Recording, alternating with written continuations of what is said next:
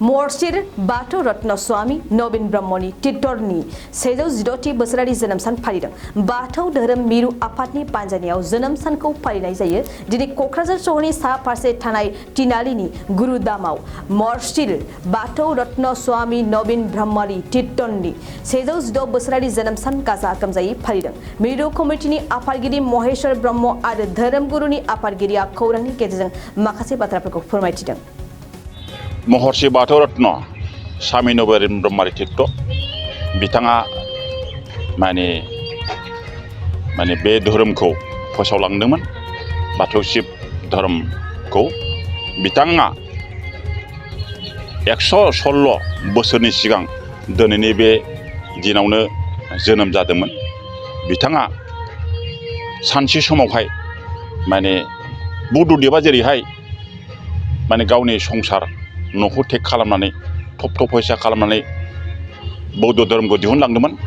बेबादिनो महर्षि बाथौ रत्न स्वामी नवीन ब्रह्मनि टिट्टआबो बै समावहाय गावनि न' संसारखौ टेक खालामनानैहाय 12 बोसोर जाय समावनाखि हाग्रा बंग्राजों बुंफबनाय बे समावनो बिथाङा बे गावनि जोनोम न'खरखौ गारनानै हाग्राबारि उल्थापानि दानि उल्थापानियावहाय 12 बोसोर तपस्या खालामदोंमोन।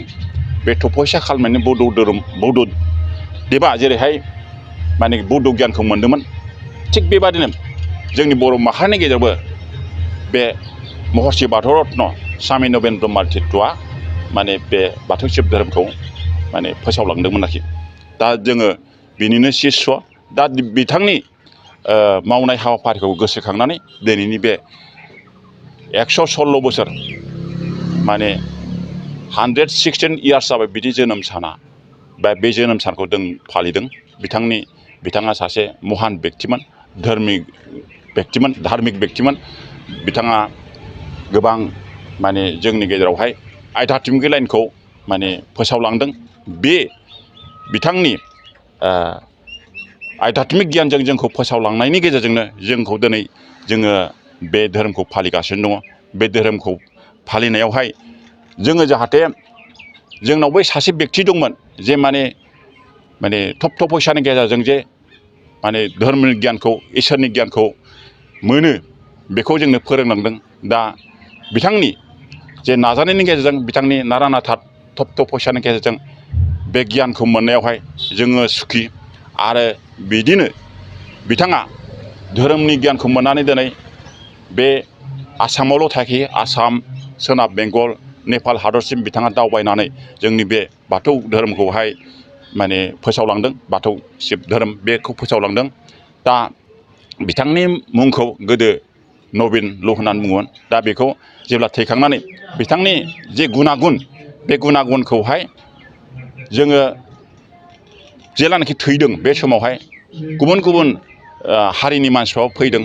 नेपालि फैदों, बाङालि फैदों, सोरबा बिश्व हिन्दु परिषद फैदों। दा बिथांखौ बिसोर बिमुं होदों आरोखि। बिथांनि मावलांनाय गुन आरो कर्मखौ नुनानै बिथांखौ महारिषि दा जोङो बेखौ महर्षि। ओंखायनो महर्षि जिहेथु बाथौ धोरोमखौ फोसावलांदों महर्षि बाथौ रत्न महारिषि महाजग ऋषि महर्षि बाथौनि रत्न। जोंनाव बेबादिखौ जों नुवाखै नालाय बेखायनो बेखौ रत्न होनानै जोङो महर्षि बाथौ रत्न बेखौ बिमुं होदों आरोखि। दा बेखायनो जोङो महर्षि बाथौ रत्न स्वामी नवीन ब्रह्मनि टिट्ट होननानै बुङो आरोखि।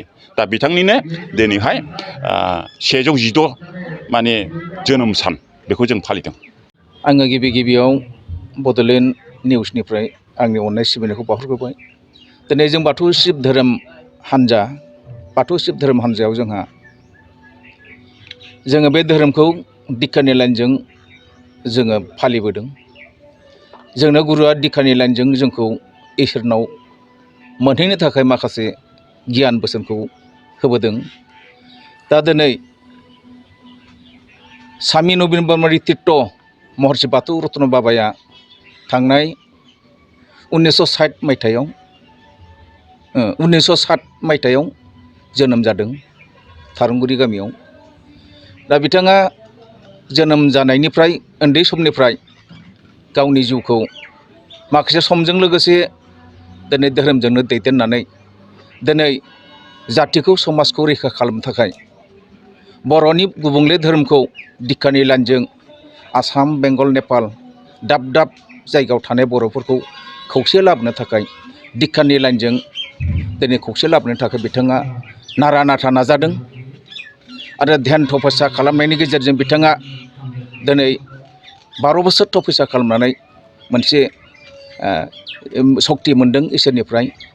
बेनो जे सक्ति मोननाया दिनै बिथाङा जोंनि बे बर' जातिनि गुबुंले धोरोमखौ दिक्षानिजों संस्कार खालामनायनि गेजेराव दिनैसिम आसाम बेंगल नेपाल मोनथाम रायजोआव गोबांथार बक्तानि माखासे बिथाङा गथायना होलांदों। लोगोसे गाव थैनायनि सिगां बाथौ शिब धोरोमखौ रैखा खालामनो थाखाय दिनै बिथाङा गावनि मेगनजों गावनि आखाइजों बाथौ धोरोमनि संबिधान नितिखौ रैखा खालामनो थाखाय दिनै गुरु गायसनना गालांदों।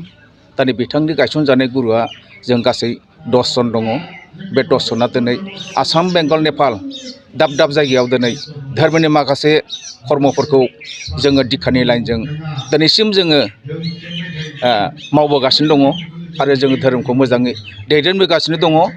दिनैसिम आसाम बेंगल नेपालाव जोंहा गोबां भक्त जानानै जों दिनै बाथौ शिब धोरोमखौ रैखा खालामदों।